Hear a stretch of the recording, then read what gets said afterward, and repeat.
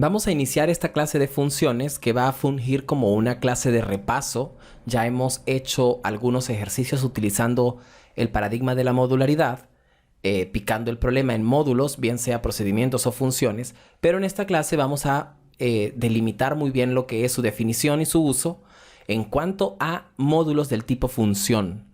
Y para esto, pues obviamente necesitamos tener una definición para poder saber de qué estamos hablando. Una función es un módulo o subprograma que recibe como argumentos o parámetros datos de tipo numérico o no numérico y devuelve un único resultado. Aquí hay varias cosas a las que tenemos que prestar atención. Por ejemplo, subprograma. Un subprograma es un programa. Simplemente que este programa debería ser más fácil que el programa inicial, por eso decimos subprograma, pero debería pertenecer a un programa más general.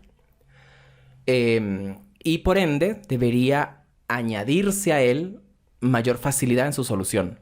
Pero un subprograma o módulo debe tener también sus entradas, sus procesos y su salida en este caso. Observe que decimos un único resultado, una única salida. Esa debería ser la definición de función en programación. Y es una definición bastante parecida a la definición de función que podemos utilizar en matemáticas. Por ejemplo, en matemáticas nosotros decimos f de x y, por ejemplo, decimos que f de x está definida como 2x más 1. Entonces, f, que es la función, requiere de unos argumentos, o argumento en este caso, que es la x, el valor de x, que sería la entrada que requiere. Luego tiene un proceso, que es donde va a evaluar esa x, y lo que le dé después de hacer las operaciones que se indican, pues sería el resultado, el único resultado que va a obtener. Y todo eso es lo que define en este caso a f como una función. Desde luego, en matemáticas, la definición de función usualmente decimos que es una relación que se establece entre dos conjuntos donde a cada elemento del conjunto de salida se le asigna un único elemento en el conjunto de llegada. Y esto tiene su relación con nuestra definición de función para programación. Así que una función podrá ser cualquier módulo o cualquier cantidad de instrucciones que resuelvan un problema y que den como resultado un único valor, una única solución. Por ejemplo, si pensamos en problemas de los que ya hemos hecho, como calcular el perímetro de un triángulo, de los lados de un triángulo, pues ya nosotros sabemos bastante al respecto. Podríamos tener un ejemplo. Considere la fórmula para calcular el perímetro de un triángulo de lados A, B y C. Esto tiene la forma de una función. El perímetro es un número, es un único valor. Y además, para poder calcularlo, necesitamos obligatoriamente las medidas de esos lados del triángulo. Si no, no tendría ningún sentido. Por lo tanto, nosotros pudiésemos pensar el perímetro como una función que recibe tres datos, tiene tres variables, en este caso variables independientes, las cuales tienen un proceso asociado a P, que sería A más B más C, y el resultado que dé A más B más C va a ser el valor que va a ofrecer P, que sería perímetro. Entonces, teniendo esto, digamos, establecido a priori, tendríamos que el perímetro se define como la suma de A más B más C, si así es como estamos llamando los lados, y además podemos admitir que el perímetro, visualizado como una función, recibiría tres parámetros y tendría un proceso que es sumar esos tres parámetros que recibe. Adicionalmente, podemos pensar inmediatamente que estos tres parámetros tienen que ser números. No podemos recibir vacas porque no podríamos sumar las vacas. Pero bueno, en este caso el perímetro sería para números que está relacionado con los lados de un triángulo. Y aunque nosotros podamos saber que el perímetro no solamente es para los lados de un triángulo, sino que se aplica para los polígonos en general, debemos precisar o concentrarnos en el problema que estamos resolviendo en ese momento. De esta manera, entonces, lo que resuelva perímetro con unos determinados valores, en este caso irían comas para separarlos, va a generar un único resultado, que es el perímetro. Y eso usualmente pues lo debemos guardar en otra variable para no perder ese valor. Es decir, que al final podríamos decir que y en este caso es igual a 15. De cualquier manera podemos clasificar a las funciones en dos grandes clases, que son las predefinidas en librerías, donde un montón de personas codificaron un montón de funciones de uso constante y que las requerimos usar en muchas oportunidades, más que todo funciones matemáticas, por ejemplo.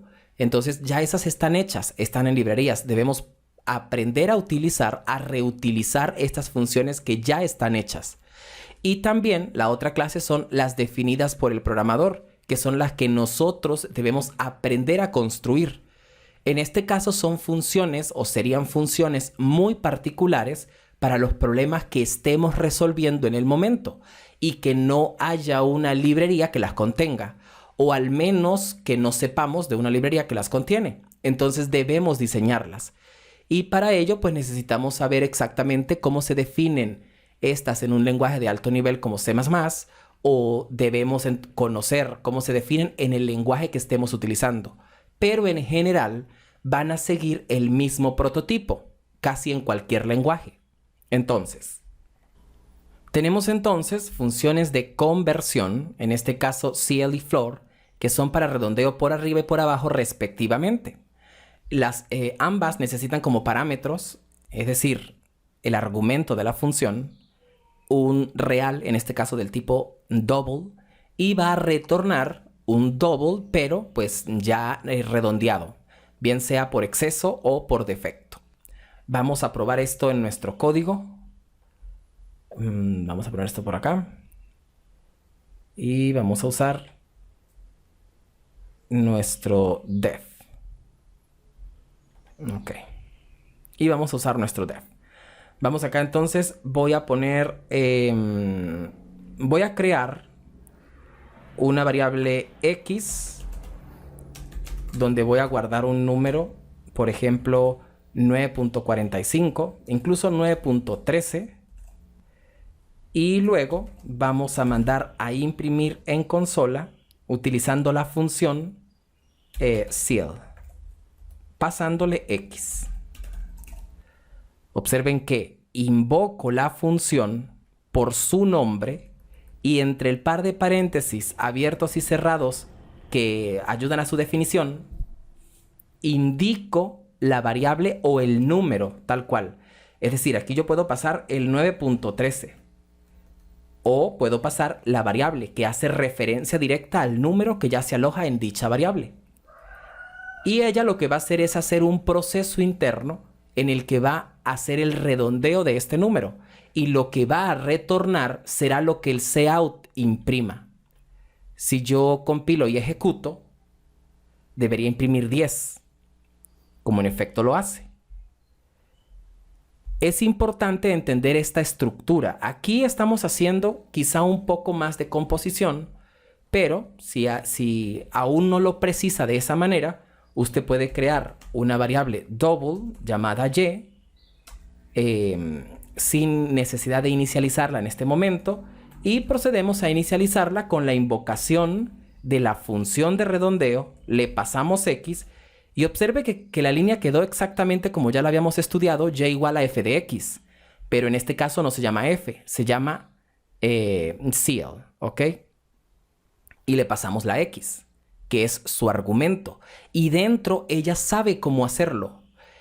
Esta función va a devolver un float, por lo tanto yo necesito guardarlo en una variable que pueda contener dicho valor, o en su defecto usarla en un lugar donde se necesite ese tipo de dato, porque el cout no va a mandar a imprimir la función, va a mandar a imprimir lo que la función retorne, que sería lo mismo, por ejemplo, mandar a imprimir un 45, por ejemplo 45.6, porque es un número, ¿vale? Entonces vamos a dejarlo así. Aquí pudiésemos mandar a imprimir directamente x y podemos compilar y ejecutar. Y nos debería imprimir Bueno, en este caso nos imprimió 9.13 porque no sería X la que necesito mandar, sino Y, que es la que contiene el valor ya redondeado. Entonces vamos a compilar y ejecutar nuevamente. Chequeamos que nos dé 10. En efecto nos da 10. Y habríamos probado la función ceil. Vamos a probar ahora floor.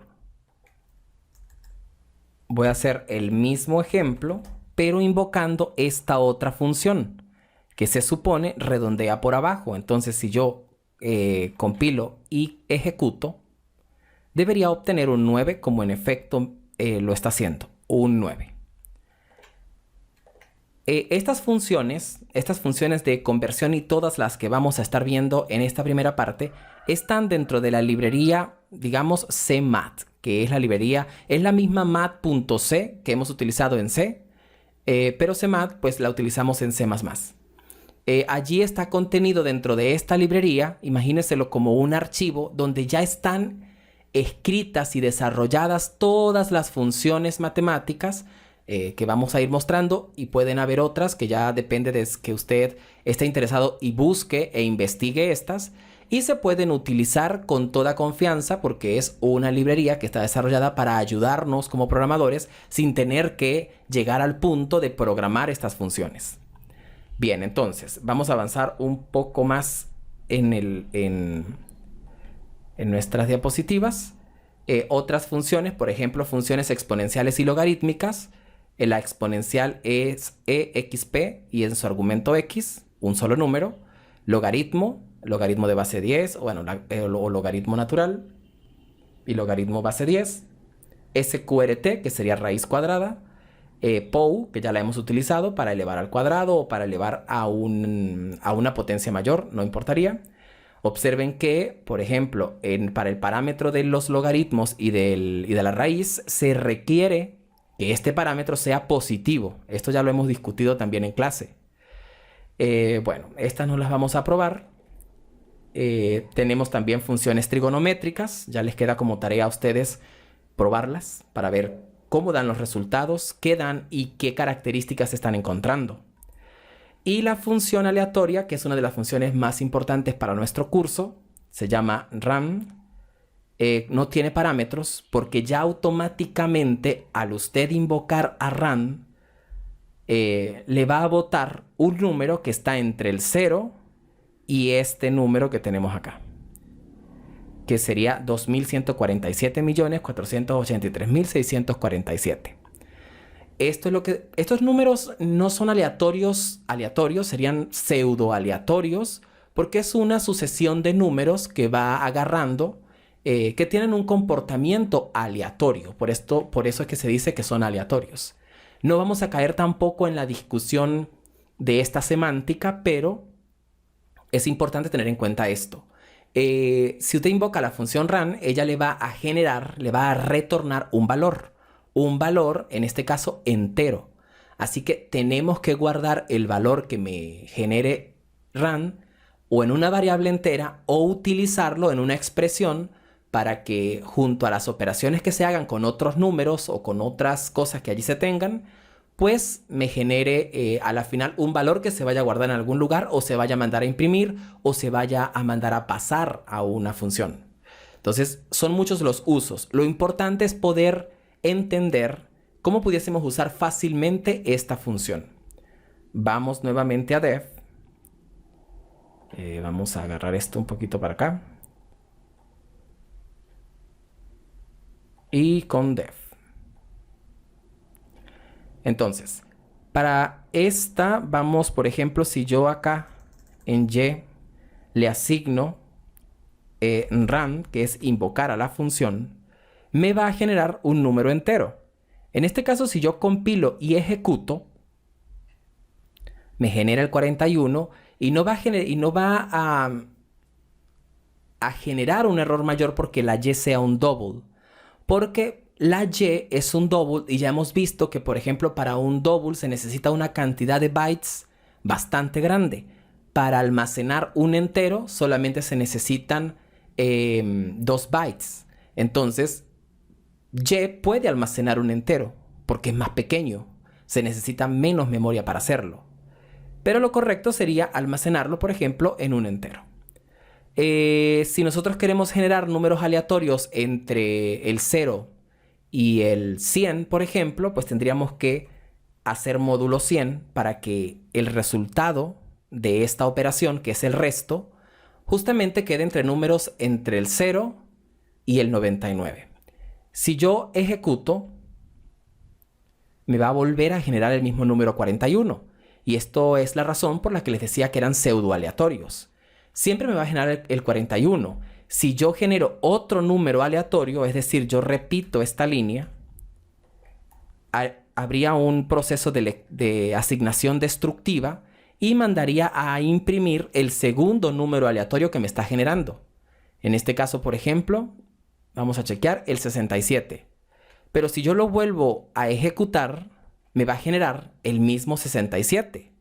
Y esto no es un error, esto está bien, porque lo que les comentaba de los números pseudoaleatorios es que hay una sucesión de números ya predestinada o preconcebida y se va agarrando uno a uno a medida que se vaya solicitando. Si nosotros queremos que esto cambie en cada ejecución, debemos cambiar un factor que se llama la semilla de la generación de los números aleatorios, vinculada, por ejemplo, a la hora del computador. Para poder hacer esto, vamos entonces a utilizar otra librería. En este caso se llama ctime. Y dentro del main vamos a llamar a una función que se llama srun. Y a srun en su argumento le vamos a pasar otra función que ya esto viene siendo composición de funciones. Time. Y a este time le vamos a pasar un nulo. Esta es una sentencia que no requiere mayor conocimiento ni mayor estudio. Se usa de esta manera. Usted escribe esta línea tal cual y eso va a cambiar la semilla en cada ejecución. Vamos a compilar y ejecutar. Y en este caso generó 71. Si yo vuelvo a ejecutar va a generar un número diferente. 54. Y en estos casos ha sido el segundo número que ha generado. Podemos dejar el primero. Pero así ya podemos darnos cuenta en muchas ejecuciones que los números que se van a ejecutar o a generar en este caso son números que están desde el 0 hasta el 99. No se va a salir de ese rango. Si nosotros, por ejemplo, dividimos entre 10, entonces se van a generar números entre 0 y 9. Si compilamos y ejecutamos, entonces se genera el 3, que está entre el 0 y el 9. Si volvemos a ejecutar, se genera el 0. Si volvemos a ejecutar, se genera el 3. Y seguramente si volvemos a ejecutar, se va a generar un número diferente, el 6. Y así sucesivamente. Si nosotros queremos generar un número que esté entre el 10 y el 20, entonces ya la cuestión cambia un poco. Aquí estábamos en esta, ok. Si queremos un número entre el 10 y el 20, vamos para acá. Entonces nosotros necesitamos saber que, bueno, ¿cuál es el rango de números? O sea, ¿cuántos números necesitamos generar? Necesitaríamos generar 10 números. Entonces necesitaríamos generar solo 10 números y que el más pequeño se ubique en el número 10 o en el número 11, dependiendo lo que se quiera. Entonces, en este caso tendríamos que dividir entre 10 para poder generar los 10 números y sumarle 10 para que se ubique en el número 10. Recuerden que el menor número en este caso sería un 0 y al sumarle 10 se vuelve 10. Así que en este caso, si yo compilo y ejecuto, obtengo un 18, que estaría en el rango correcto. Y si vuelvo a ejecutar, obtengo un 14. De repente algunos de ustedes se han preguntado por qué en momentos se compila y se ejecuta y otros se ejecuta nada más. Cuando se hace un cambio dentro de las líneas, dentro de las instrucciones de nuestro programa, necesitamos compilar y ejecutar para que se vuelva a generar el nuevo ejecutable con el cambio que indicamos. Solamente damos ejecutar cuando nuestro programa no se ha cambiado en absolutamente en ningún lugar y entonces solamente queremos hacer una corrida, probarlo. Esto hay que tenerlo en cuenta. Si yo aquí, por ejemplo, cambio este 9.13 por 9.14, pues lo correcto sería, aunque en este caso no va a afectar, pero lo correcto sería compilar y ejecutar para yo compilarlo completo, volver a generar el código ejecutable, la aplicación, y tener la versión más actualizada para la carga en la RAM. Si no hago ningún cambio, simplemente ejecuto. Si usted siempre compila y ejecuta, no hay ningún problema, también lo puede hacer, simplemente que se está utilizando más memoria para poder hacer ese proceso completo. Bien, entonces, esa sería una visualización a lo que es el uso de las funciones como tal en C++. Siempre es importante que que usted pueda producir o que usted tenga en mente cómo generar números aleatorios, por ejemplo, entre el 30 y el 40. O sea, entre un límite inferior y un límite superior. En este caso, 30-40. Entonces, piense mucho en ese algoritmo. Por ejemplo, si usted tiene límite inferior, ¿verdad? Pongamos en 30. Observen que estoy creando las variables para de una vez guardarlo.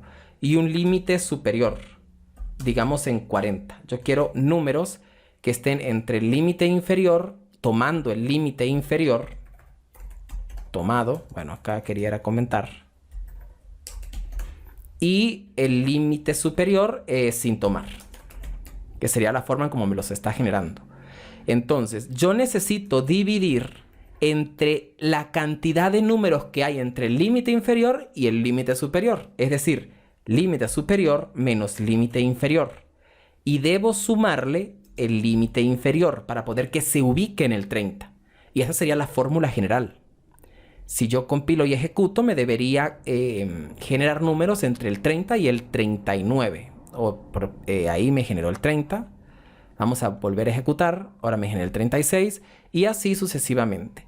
Todas estas pruebas que yo estoy haciendo, debe usted realizarlas. Porque no es lo mismo ver lo que está haciendo otra persona que hacerlo uno mismo.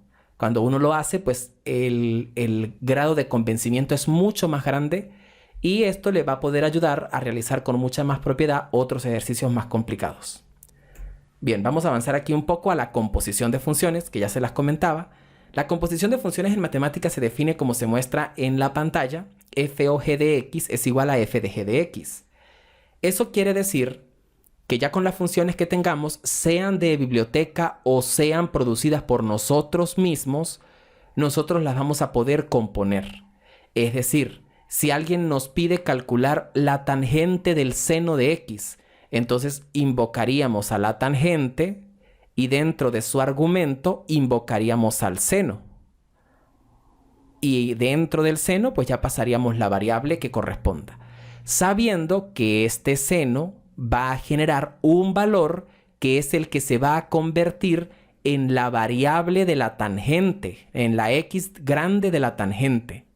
Y ese valor, la tangente, lo va a convertir en la tangente del número, que va a generar un valor que debe ser guardado seguramente en un double o utilizado con los efectos que trae el que una función genere un resultado, un único resultado. Bien, dicho esto, vamos a ver algunos ejemplos de manera muy teórica. Vamos por acá. Por ejemplo, aquí tenemos calcular la tangente del seno de x igual a 9.89, que sería simplemente, observen, a result le voy a asignar la tangente del seno de x, teniendo siempre mucho cuidado en dónde van los paréntesis de cada función. Eso es bastante importante. Otro ejemplo, por ejemplo, escriba la suma de num1 y num2. Este ejemplo está para C, lenguaje C, con printf, en el que esta es la función, por ejemplo, para los que están estudiando en C++, esta es la función que emula el cout. Entonces se le está pasando la suma directamente. En C++, aunque no es literalmente una función, pero pudiésemos concebirlo así, cuando escribimos cout y le pasamos, por ejemplo, en num1, ¿verdad? Más num2, entonces lo que estaría ocurriendo acá es que en esta parte se está componiendo la función más. Tenemos una función más que va a sumar estos dos números Y el resultado de esa suma va a ser un número X, no guardado precisamente en una variable X, sino un valor, el cual es el que se le va a pasar al cout para que mande a imprimir. Cout no va a imprimir num1 más num2, a menos que esto estuviese entre comillas dobles. Pero como no es el caso, va a ocurrir es algo diferente. Hay una composición de funciones. Primero se va a ejecutar el más y el resultado de esto es lo que va a mandar a imprimir cout. Esto es bastante importante entenderlo porque se usa todo el rato y no sin prestarle mayores atenciones. Ok, vamos a continuar. Otro ejemplo más. Calcular la potencia 3 de un número aleatorio entre 1 y 10. Observen que esto es bastante importante porque dice calcular la potencia 3 de un número aleatorio. Entonces hay que calcular el número aleatorio. Por ejemplo, nos dio el 8. Entonces a 8 es al que vamos a elevar a 3. Entonces si ustedes observan, aquí dentro del argumento de Poe, el primer argumento nada más. Señalé los dos argumentos y es uno solo el que quiero. El primer argumento es justamente la generación de un número aleatorio entre el 1 y el 10 justamente. Chequeé que esa suma de 1 me está generando números desde el 1 exactamente, más 10 números completos, pues llegaría a la parte final. Y el resultado de esto, junto con el argumento 3, es lo que se le pasa a Poe, porque en este caso Poe requiere dos argumentos. Y en matemática esto ya es algo conocido. Hay funciones, por ejemplo, que están en función de dos variables independientes, que puede ser 3 por X más 4 por Y. Y necesitan los dos valores. Ese es un caso parecido a Poe, por ejemplo. Para las funciones definidas por el programador van a haber dos momentos. Uno es la declaración, es decir, la construcción de la función en general que sepa resolver lo que va a resolver y que retorne un único valor y que cumpla todo lo de la definición. Y el momento de la invocación, que es cuando la vamos a utilizar. Son dos momentos totalmente diferentes. Entonces, la declaración de las funciones va a tener fundamentalmente un tipo de retorno, que es el tipo del valor que va a retornar, un identificador y un conjunto de parámetros, en este caso separados por comas, y cada uno debemos establecerle el tipo. Es decir, no siempre una función va a necesitar que todos sus valores sean enteros o los que recibe a través de los parámetros, en este caso denominados parámetros formales, sino que pueden ser de tipos variados. Siempre hay que respetar el orden en el que estos se establezcan, y los tipos establecidos para los parámetros formales pues no tienen nada que ver con el tipo de retorno. El tipo de retorno puede ser otro tipo totalmente diferente. Dentro del bloque de la función como tal, recuerden que es todo un sistema entrada, proceso, salida. Así que parte de las entradas están ubicadas en los parámetros actuales. Pero dentro de la función incluso puede solicitarse más datos de entrada si así se requieren. Estas sentencias que se están enumerando desde la 1 hasta la n, pues van a cubrir todo el proceso que resuelve la función y se le incluye el retorno que va a utilizar. Es decir, vamos a utilizar la etiqueta return, como ya la hemos visto, para poder devolver el valor. ¿A quién se lo vamos a devolver? Se lo vamos a devolver a quien haya invocado la función como tal. Este es un prototipo muy genérico de cómo se puede visualizar la declaración de una función. No es así como lo vamos a hacer directamente en los lenguajes de alto nivel, sino es una especificación visual o en imagen de cómo puede esto abstraerse. Entonces, debemos tener algunas cosas muy claras con respecto a la declaración e invocación de funciones. Las variables o constantes que se declaren dentro del bloque de la función, atención con esto, o incluso, acá solamente me voy a hablar de las variables o constantes declaradas en los parámetros de la función, que son los que van entre el par de paréntesis, se conocen como parámetros formales. Esto es lo que acabamos de decir. Por acá abajo está lo que quería comentar. La cantidad, tipo y orden de los parámetros formales son inalterables. Es decir, que si usted declara primero un entero y después declara un float en los parámetros formales, pues de esa misma manera siempre se va a concebir en el grado de la invocación o donde quiera que usted quiera utilizar esa función, tiene que respetar este orden. Dentro del bloque de una función pueden declararse variables o constantes. Lo que les decía, dentro del bloque de la función es un programa como cualquier otro, con entrada, proceso, salida, y pueden declarar cualquier cantidad de variables, cualquier cantidad de constantes y tener cualquier cantidad de instrucciones que resuelvan el problema que se quiere. Lo único es que solamente van a retornar un único valor. Esto lo tienen que tener muy claro. La función en sí tiene que tener un objetivo. ¿Qué es lo que va a calcular? ¿Qué es lo que va a hacer? Una función retornará un único valor, que es lo que estamos diciendo, que debe ser del mismo tipo que el tipo propuesto como tipo de retorno. ¿A qué me refiero con esto? Si en este tipo de retorno nosotros indicamos enteros, entonces el dato de retorno tiene que ser entero también. Si aquí indicamos float, aquí indicamos float. A eso es que se refiere esta línea. Ahora, todas las variables o constantes declaradas dentro del bloque de la función, que era lo primero que iba a decir, o en los parámetros formales, desde luego, son variables o constantes locales. Es decir, estas variables o constantes solo viven dentro de esa función. No pueden vivir en ningún otro lugar, ni podemos pretender conocer sus valores fuera de la función. Esto va a ser bastante importante a medida que avancemos, el poder separar esta idea. Cada procedimiento, cada módulo en general, cada procedimiento o función va a tener sus propias variables, sus propias constantes, y estas van a ser propias de ese bloque. No se pueden visualizar desde ningún otro lugar. Las variables o constantes locales solo pueden usarse en las sentencias especificadas dentro del bloque de la función. Esto quiere decir que si usted aquí dentro de estas sentencias declaró, por ejemplo, una n, entonces esta n solamente la puede utilizar dentro de este bloque, fuera en ningún lugar.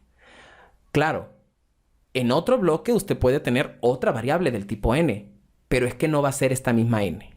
Esa va a ser otra n. A eso es que nos referimos con esta última sentencia. Entonces vamos a ver un ejemplo aquí en dibujo y luego haremos algo en el código. Hay una función principal, aquí la denominé principal. En este caso tiene un tipo de retorno entero y retorna un 0, justamente porque tiene que hacer juego el retorno con el tipo de dato que retorna. Y una función denominada fun1 que retorna un entero. Es exactamente igual, si se dan cuenta. Cambia el nombre. Esta se llama principal. Esta se llama fun piso o fun-1. Las dos tienen un par de paréntesis abiertos y cerrados. Toda función en su definición debe tener este par de paréntesis. Porque por este par de paréntesis es por donde se pueden enviar datos a la función. Si queremos que esta función tenga parámetros o tenga entradas, en este caso. Entradas externas, me refiero porque ya deben empezar a contextualizar que dentro del bloque de la función se pueden pedir datos también. Pero hay momentos, o lo normal es que cuando nosotros invocamos a una función, ya tenemos los datos leídos. Entonces no le vamos a pedir a la función que lea, sino que le tenemos que dar los datos a esa función. Esto ya lo hemos venido trabajando en nuestros códigos bases. Por ejemplo, si ustedes chequean, el main es una función. Tiene un bloque. Los bloques, ese cuadro que estamos dibujando en la diapositiva, se representa por una llave abierta y una llave cerrada. Todo lo que esté dentro de un par de llaves se va a denominar bloque. Esta función tiene un tipo de retorno int, que es un entero. Tiene un identificador, que es main, en este caso principal, y un par de paréntesis abiertos y cerrados. Y en una de sus líneas, usualmente en la última, se suele poner para el main, por ejemplo, el return 0, retorna un entero. El 0 es del tipo entero. Entonces, ya hemos visto funciones y las hemos venido utilizando. En este punto, vamos a avanzar un poco más Y bueno, si nosotros creamos una variable A del tipo entero dentro del principal, esta variable A, yo no puedo venir aquí en función 1 y escribir cout y mandar a imprimir la variable A.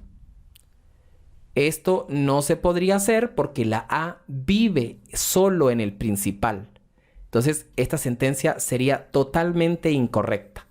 A esto nos referimos con la localidad de la variable. Vive dentro del bloque, nada más.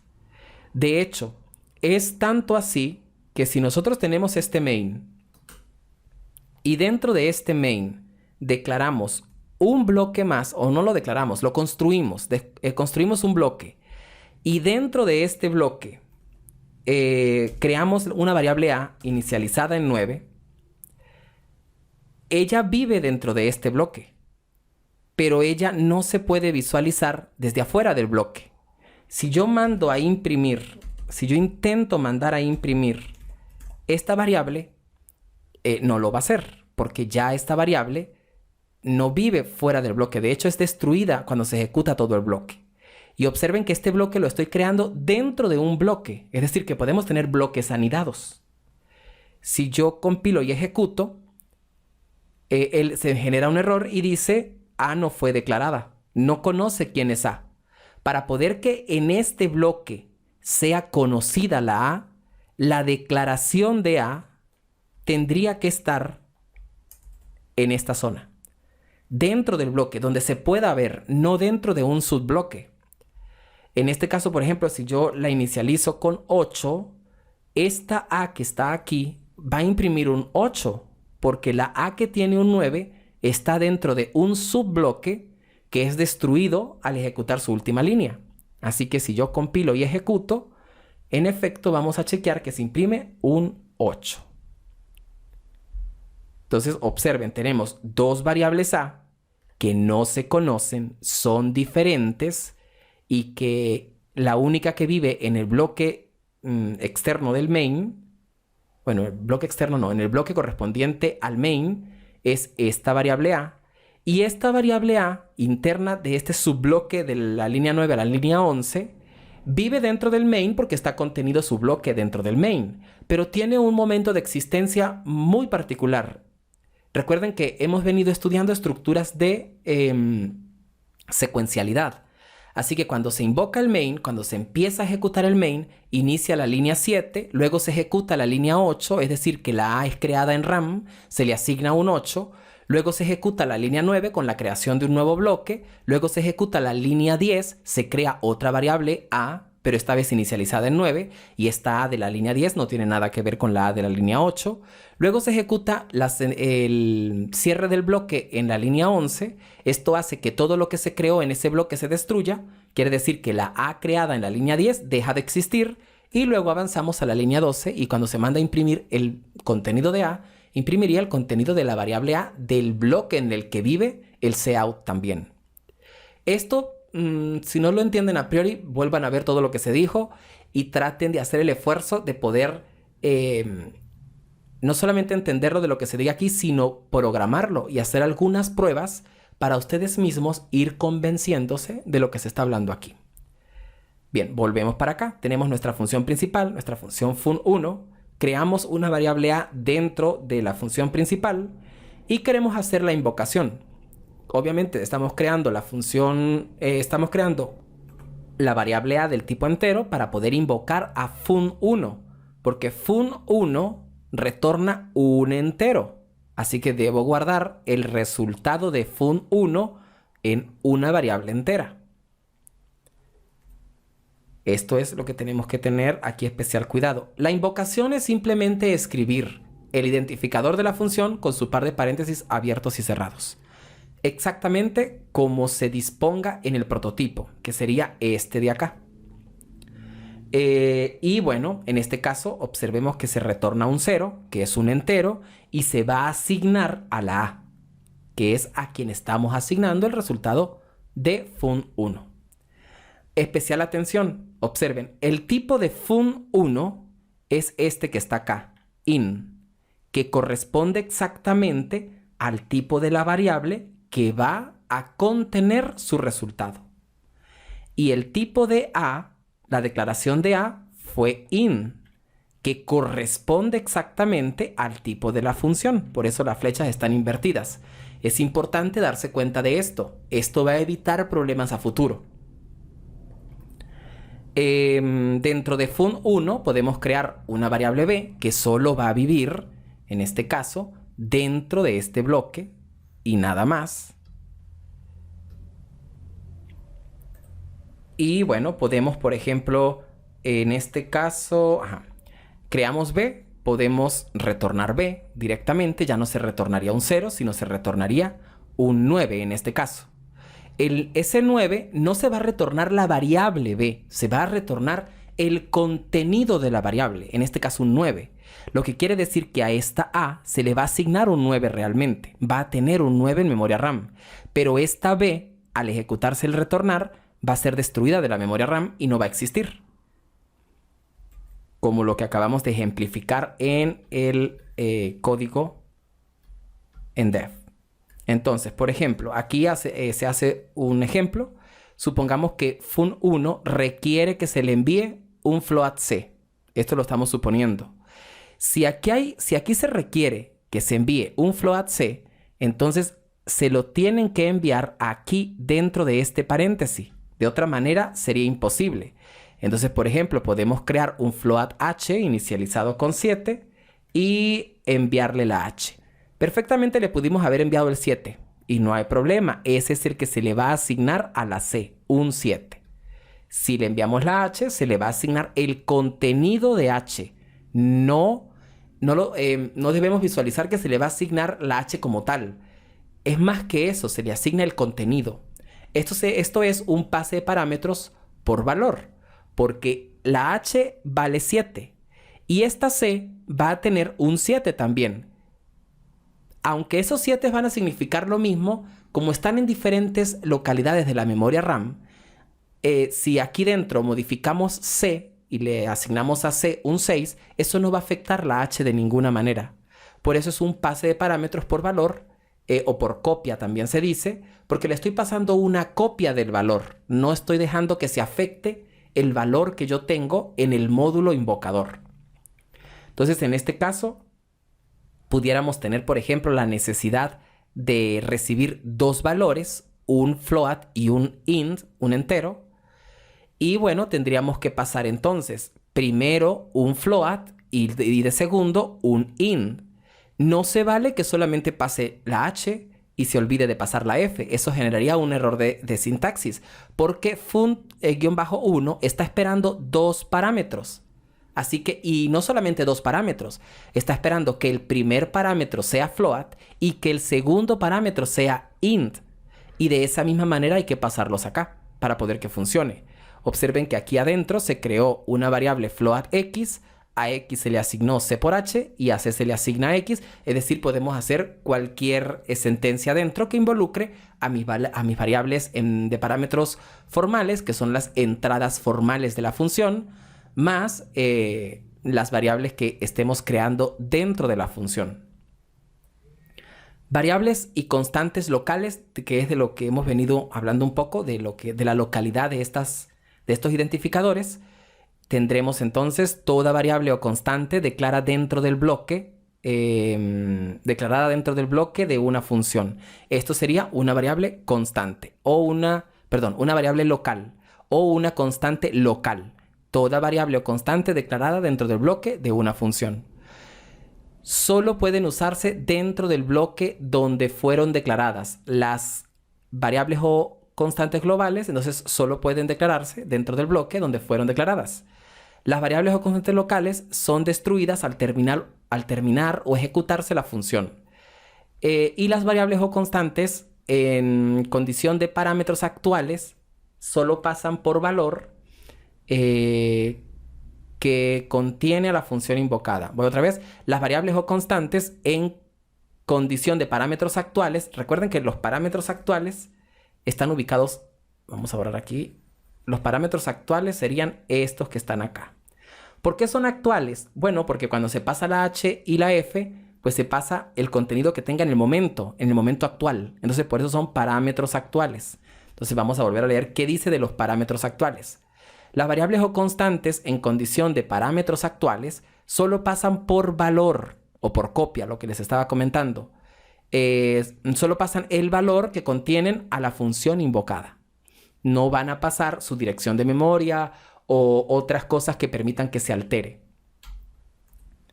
En cuanto a parámetros actuales y parámetros formales, recordemos nuevamente, los parámetros, vamos a borrar acá, los parámetros actuales son los que se indican cuando se invoca la función y los parámetros formales son los que se indican en el prototipo de la función, cuando se define la función para el compilador.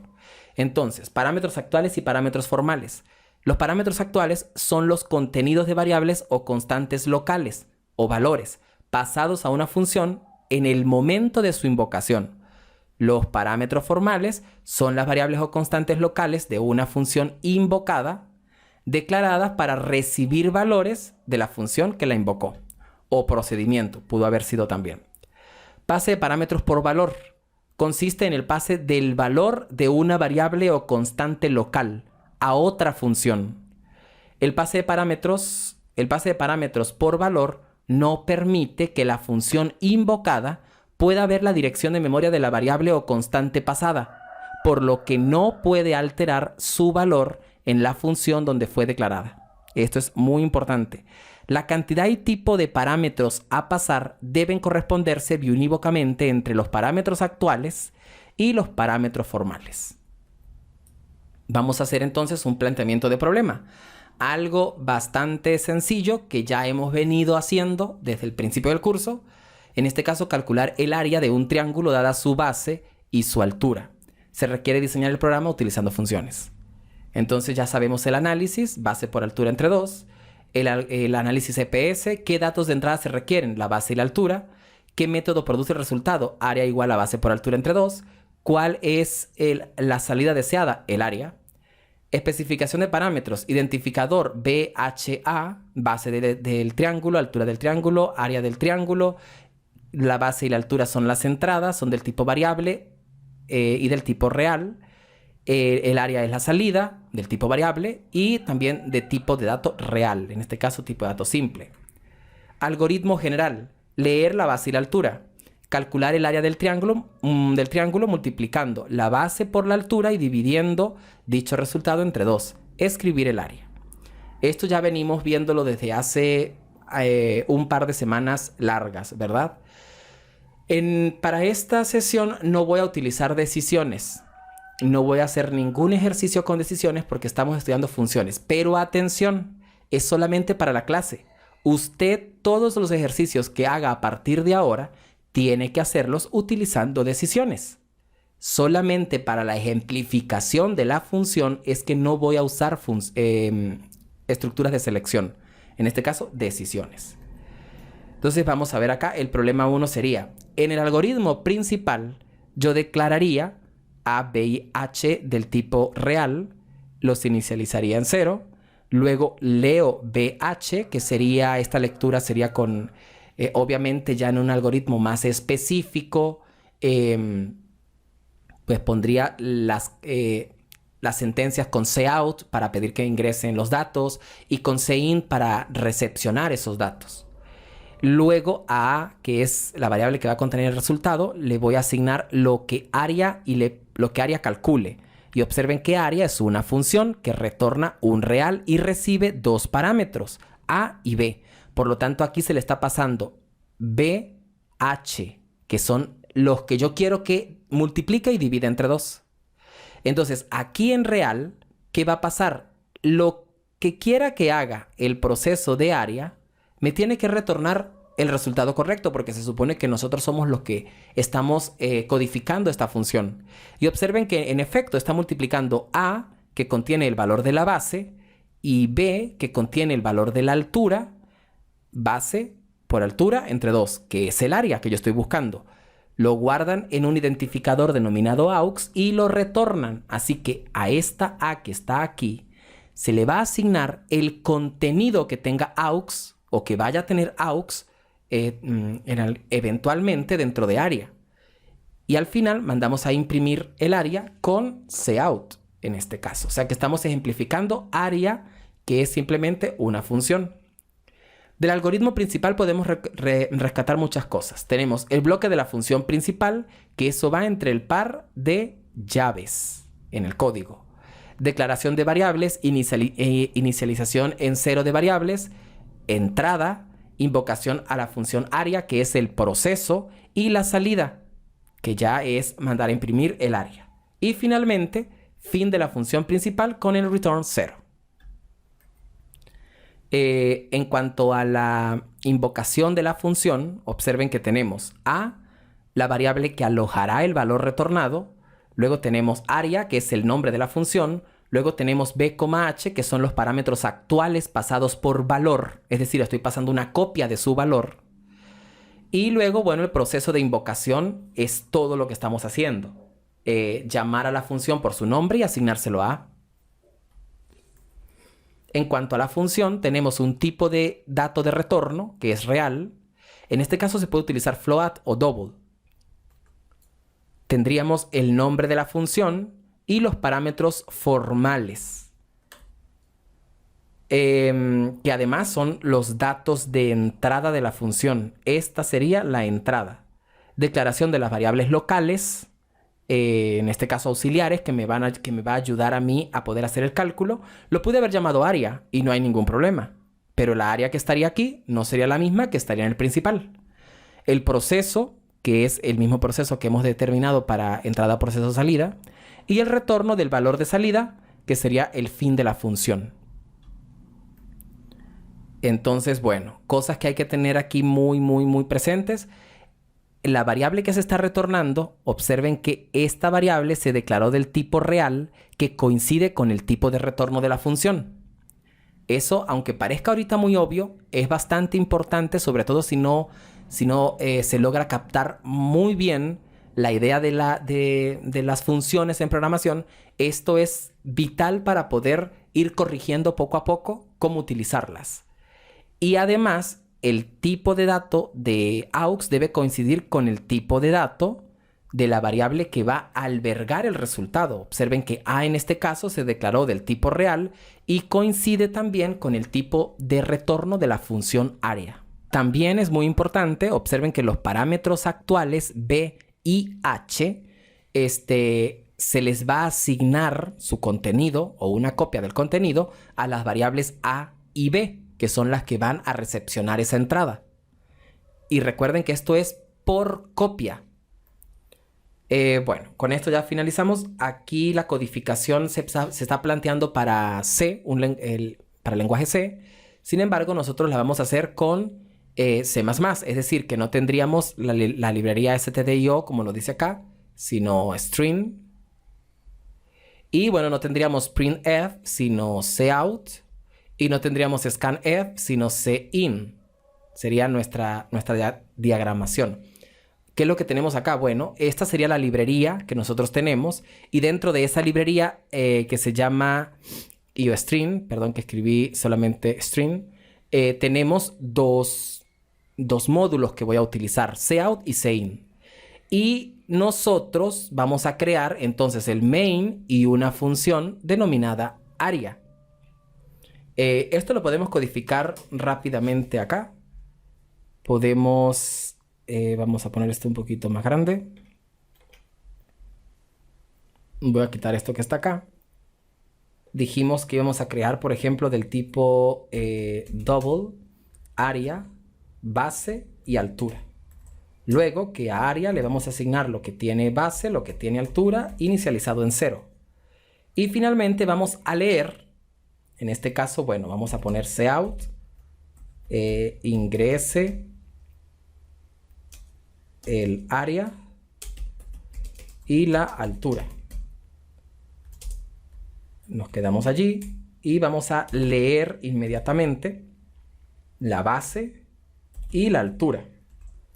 Podemos agregar un enter. Y ya tendríamos la entrada del programa formalmente. Ahora a le vamos a asignar área. y le vamos a pasar dos parámetros actuales, que son B y H. Y finalmente vamos a mandar a imprimir área. Podemos poner área igual y luego mandamos a imprimir área.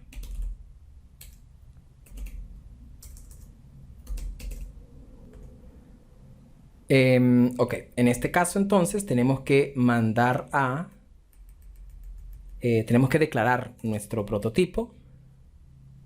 En este caso retorna un double, se llama área, y recibe un entero A, un double, ¿cierto? Un double A y un double B. Dentro del bloque, entonces, declararíamos un double aux, puede ser inicializado en 0 directamente. A aux le vamos a asignar entonces A por B entre 2. Estos paréntesis no serían necesarios porque recordemos que primero va a ejecutar la multiplicación y finalmente vamos a retornar aux. Vamos a ver si tenemos algún error. Compilamos.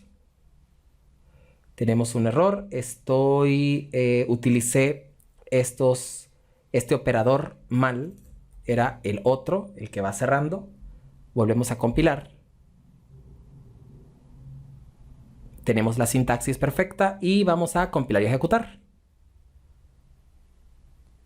Entonces, por ejemplo, decimos que tenemos base 3, altura 4, que obviamente son enteros, pero él los va a tomar como double, como reales. Y nos dice que el área es 6, que es justamente 3 por 4, 2 entre 2, 6.